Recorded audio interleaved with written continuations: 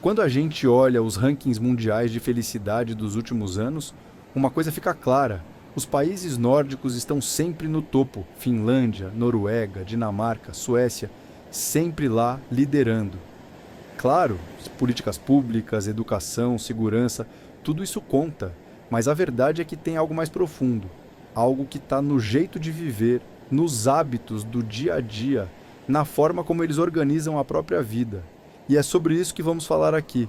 São 12 hábitos simples que os nórdicos cultivam e que qualquer pessoa de qualquer lugar pode começar a aplicar. Pequenas mudanças que podem trazer mais tranquilidade, presença e sentido para a sua vida. Primeiro hábito. O trabalho é parte da vida, mas não é tudo. Nos países nórdicos existe um princípio simples. O trabalho faz parte da vida, mas não é a vida inteira. A maioria das pessoas trabalha cerca de 37 horas por semana. Existe uma cultura que valoriza o equilíbrio. 8 horas de trabalho, 8 horas de lazer, 8 horas de descanso. E quando o expediente acaba, ele acaba de verdade. Nada de mensagens fora de hora ou cobrança depois do expediente.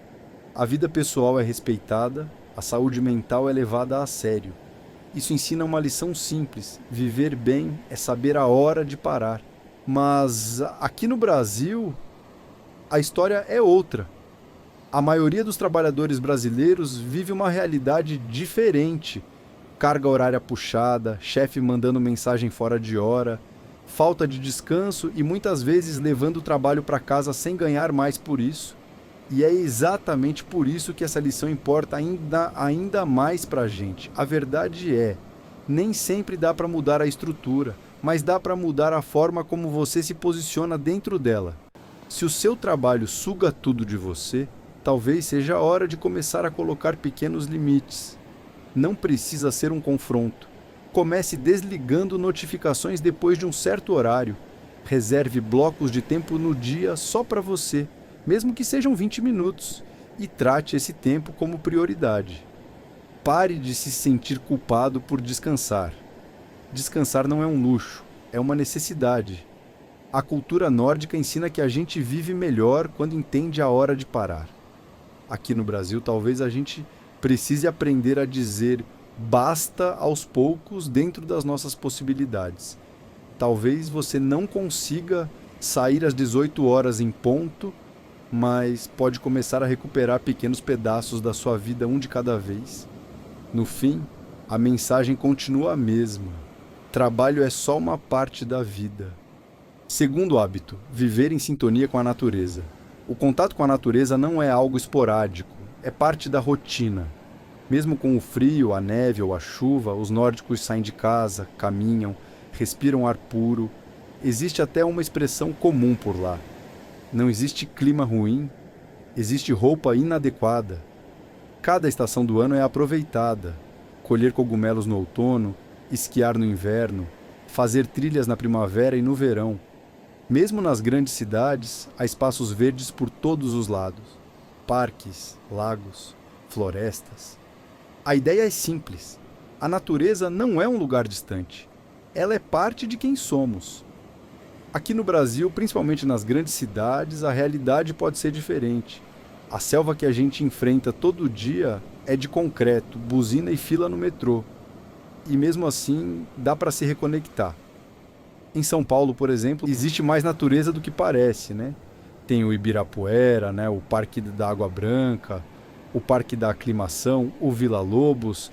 E mesmo quem mora longe desses pontos pode, pelo menos uma vez por semana, encaixar uma caminhada num lugar mais verde, nem que seja um bosque pequeno perto de casa ou uma praça tranquila.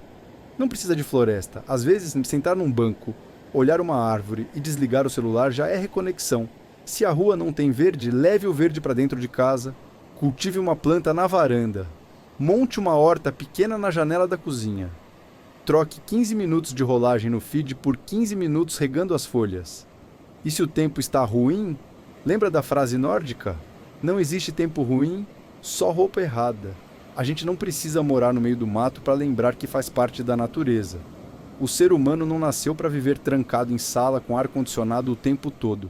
Sol na pele, vento no rosto, pé na grama. Isso recarrega a alma. Então, se você sente que está sufocando no caos da cidade, acha o seu cantinho verde. Nem que seja só seu quintal ou uma planta num vaso, porque quanto mais longe a gente se sente da natureza, mais desconectado a gente fica de si mesmo. Terceiro hábito: menos é mais. Nos lares nórdicos, o minimalismo não é uma moda, é um valor. Eles preferem menos objetos, mas com mais significado. Design funcional. Poucos enfeites, móveis que duram. Materiais naturais como madeira, lã, pedra. A pergunta não é, isso é bonito? Mas sim, isso tem função? Isso melhora meu dia? E a resposta a essas perguntas ajuda a manter os espaços leves, organizados, tranquilos, verdadeiros refúgios para a mente. Quarto hábito: espaços que acalmam. Não só em casa, cafés, academias, lojas, bibliotecas, todos os ambientes são pensados para reduzir estímulos. As luzes são suaves, o som é baixo, os cheiros são neutros. Existe um cuidado coletivo para não sobrecarregar os sentidos. Até grandes lojas como a IKEA têm horários sem anúncios e sem música. Em um mundo que vive gritando o tempo todo, os nórdicos criam espaços que sussurram. O Brasil é vibrante. Isso é uma bênção e uma maldição. A gente tem música, gente falante, cores fortes, ruas vivas, uma cultura expansiva que pulsa por todos os lados. Mas também temos excesso de barulho, excesso de telas, excesso de cobrança, e o que poucos percebem é que, aos poucos, isso entorpece os sentidos e suga a energia vital. A mente nunca desliga, o corpo nunca relaxa. A alma vive em estado de alerta, como se a vida fosse uma eterna quarta-feira às 18 horas no terminal da Sé. Por isso, o hábito nórdico de criar ambientes de calma propositalmente deveria ser mais do que um luxo por aqui. Deveria ser sobrevivência emocional. Mesmo que você viva num espaço pequeno, dá para cultivar silêncio e paz. Comece pelas luzes, evite lâmpadas brancas e fortes. Aposte na luz quente, indireta, mais próxima da luz do fogo. Reduza os ruídos, desligue a TV de fundo. Tire as notificações do celular. Use aromas suaves, não precisa de difusor caro. Pode ser café coando, uma vela de baunilha ou só a janela aberta deixando o cheiro da manhã entrar. A sua casa não precisa ser uma vitrine da Toque Stock, mas pode ser um templo do descanso. A gente infelizmente não tem em toda esquina cafés escandinavos com jazz e plantas penduradas.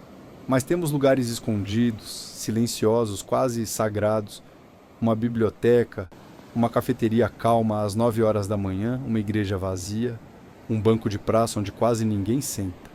Procure esses lugares, mapeie, volte neles. Cultive rotas de fuga do caos, lugares que não gritam, que não te cobram nada, lugares que te devolvem a si mesmo. A paz não acontece por acaso, ela precisa ser criada. O mundo moderno é moldado para te manter acelerado, distraído, reativo. Mas os nórdicos entenderam uma coisa simples, que a gente aqui também precisa entender. Quando tudo lá fora faz barulho, o silêncio se torna um ato de resistência.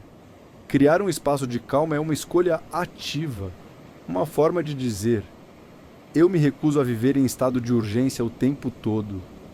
Não dá para mudar o país inteiro, mas dá para mudar o seu quarto.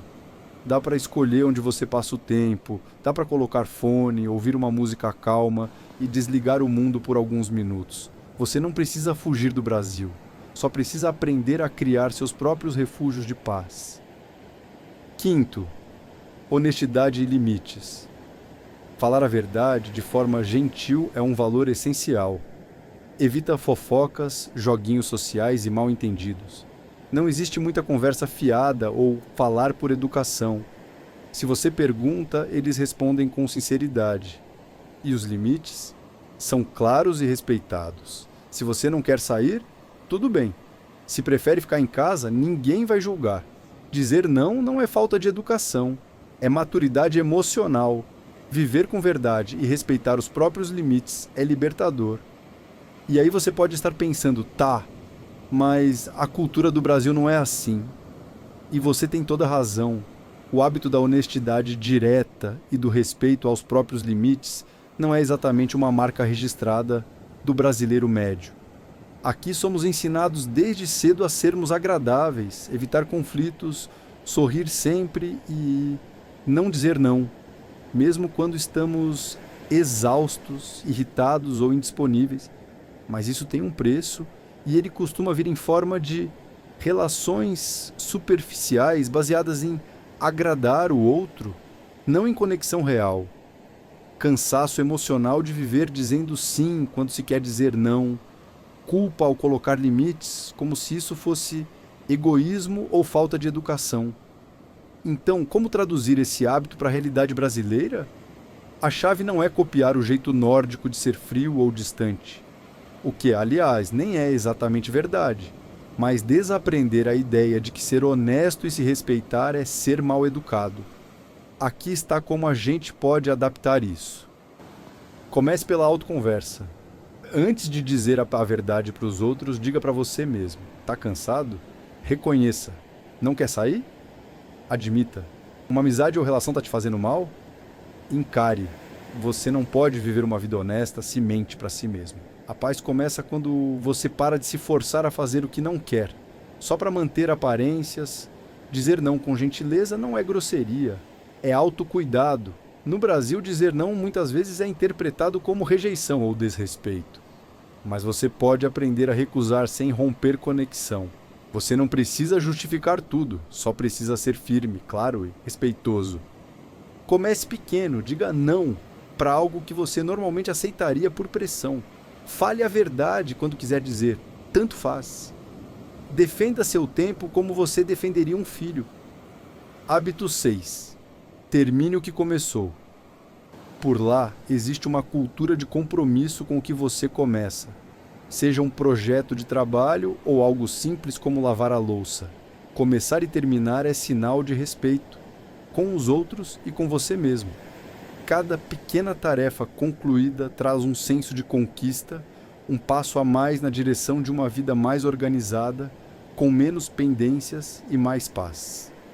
Friedrich Nietzsche, filósofo do século XIX, dizia que o que nos salva não é o prazer, mas o esforço, não é o sonho, mas a vigília, não é o desejo, mas o trabalho silencioso e paciente.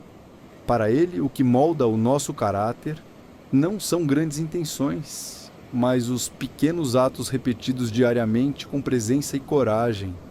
Quando você termina uma tarefa, você vence o caos. Você cria a ordem. Você afirma, isso aqui importa e eu sou capaz de sustentar o que eu comecei. Na filosofia oriental, especialmente com Confúcio, o conceito de Li, ritual, ordem, disciplina, mostra como a paz interior nasce da organização do cotidiano. Confúcio ensinava que aquele que move montanhas começa carregando pequenas pedras. Ou seja, cada pequena tarefa concluída não é só uma vitória prática, é uma vitória simbólica sobre a inércia. É uma pedra a menos na bagunça mental, um espaço a mais para a paz. Hoje, estamos sempre cercados por tarefas abertas, e-mails não respondidos, projetos inacabados, ideias soltas, quartos bagunçados. Isso vai se acumulando mentalmente, criando ansiedade de fundo, mesmo que você não perceba. Quando você conclui algo, você fecha um ciclo. E o cérebro sente alívio, sente ordem, sente avanço. Não importa o tamanho da tarefa. O ato de terminar é um lembrete de que você é capaz de concluir, de sustentar, de cuidar. 7º hábito. Valorize o tempo. Pontualidade é mais do que uma regra social, é uma demonstração de respeito. Chegar na hora certa ele é dizer, o seu tempo é tão valioso quanto o meu, e se algo der errado, se vai se atrasar, você avisa. Parece simples, mas esse hábito muda a forma como as relações se constroem, com confiança, clareza e consideração.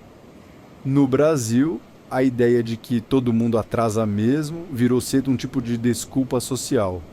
Mas o que pouca gente percebe é que atrasar não é apenas um detalhe técnico, é uma mensagem indireta. Quando você se atrasa e não avisa, o que a outra pessoa sente. Meu tempo não importa. Essa pessoa não me respeita. Eu não sou prioridade. Pode parecer exagero, mas a pontualidade carrega um peso simbólico forte. Ela comunica respeito, organização e consideração. Claro, o Brasil é um país onde nem tudo está sob controle, trânsito imprevisível, transporte público falho, demandas familiares inesperadas. Por isso, mais do que exigir rigor, o que propomos aqui é consciência. Pontualidade não é sobre ser obsessivo com o relógio, é sobre mostrar: eu pensei em você, me organizei por você. Se não consegui chegar na hora, me importei o suficiente para avisar. E esse gesto simples já muda tudo. Talvez você não consiga mudar a cultura inteira, mas pode começar mudando como você lida com o tempo, o seu e o dos outros. Pontualidade não é caretice, é maturidade e um gesto de civilização. E sabe o que é mais poderoso? Quando você passa a respeitar o tempo dos outros, eles passam a respeitar o seu também. 8º hábito. Abrace a solitude. Estar sozinho não é visto como algo triste. Pelo contrário, momentos de solitude são necessários para recarregar, refletir, ouvir os próprios pensamentos. Muitas pessoas têm cabanas isoladas, longe da cidade. Passam um final de semana ou até semanas, só com a natureza. Sem distrações, sem barulho. É nesses silêncios que se reencontram. Solitude é a escolha consciente de estar consigo mesmo. É um tempo de qualidade com você. A psicóloga e escritora Clarissa Pinkola Stess fala algo profundo sobre isso. A solidão é o não ter com quem falar. A solitude é o saber se ouvir. Estar sempre rodeado de barulho, notificações e estímulos externos faz com que você perca o contato com a própria mente.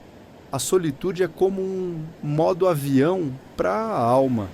Um momento para reconectar com o que você sente, o que pensa, o que precisa. Nietzsche dizia: a multidão é um lugar perigoso para viver. Só em solitude o espírito cresce. Ok, mas eu não tenho uma cabana no meio do mato. Como aplicar isso mesmo morando no Brasil? Vou dar alguns exemplos rápidos. Caminhada no parque, sem celular. Ficar em casa, sozinho e intencionalmente. Desconectar do digital por algumas horas, Refletir em vez de preencher o silêncio. Quando estiver sozinho, não corra para preencher o tempo com TikTok ou Netflix. Pergunte para si mesmo o que eu estou sentindo agora. Tem algo me incomodando que eu estou ignorando? Estou vivendo do jeito que gostaria? Essas perguntas não são fáceis, mas a solitude é o único lugar onde elas realmente aparecem. Crie espaços de silêncio na sua vida, nem que seja por 30 minutos no seu quarto, com o celular desligado e um caderno na mão. É nesses momentos que você escuta o que o mundo inteiro tem tentado calar dentro de você. 9º hábito: o valor do silêncio. Em muitas culturas, silêncio em uma conversa é desconfortável. Na cultura nórdica é o oposto. Pausas são respeitadas. O silêncio é parte da conversa. Não se fala só para preencher o espaço. Se ouve com atenção. Se pensa antes de responder. O resultado? Conexões mais profundas, diálogos mais sinceros e menos ruído. No Brasil, a gente é conhecido por ser caloroso, comunicativo e extrovertido. Mas muitas vezes essa comunicação vira só barulho, conversa fiada, small talk demais, profundidade de menos. A gente preenche qualquer pausa com um "e aí, tudo bem?" Ou "nossa, que calor hoje, né?" Mas quase nunca para ouvir de verdade o que o outro está dizendo, e menos ainda para pensar antes de responder. Como podemos contornar isso? Ao invés de "e aí, tudo bem?", tente. O que tem te feito feliz ultimamente? Tem algo que você tem pensado bastante esses dias? Se você pudesse mudar uma coisa na sua rotina, o que seria? Simples, direto, mais profundo. Você vai se surpreender com o que as pessoas têm a dizer se você criar espaço para isso. 10º hábito nórdico: comunidade importa. Os nórdicos entendem que a vida em sociedade é uma construção coletiva. Todos têm responsabilidade pelo bem-estar comum. Reciclagem, educação, transporte, saúde são vistos como deveres de todos, não só do governo. Existe a ideia de que quando um ajuda o outro, todos sobem juntos. Competição existe, claro, mas a colaboração vem primeiro. Esses hábitos podem parecer pequenos, mas juntos eles constroem uma vida com mais leveza, mais sentido e menos ansiedade. Você não precisa se mudar para a Finlândia para viver melhor. Pode começar agora, no seu ritmo, uma mudança por vez, um hábito por vez. Talvez você perceba que a felicidade não está em fazer mais, mas em fazer com presença, propósito e viver com paz. Lembre-se, você pode ser o começo da mudança na sua vida e quem sabe também na vida de quem está ao seu redor. Se você gostou desse vídeo, não deixe de assistir esse que está aparecendo na sua tela. 6 princípios japoneses para viver melhor. Será que você consegue identificar algum padrão entre essas culturas?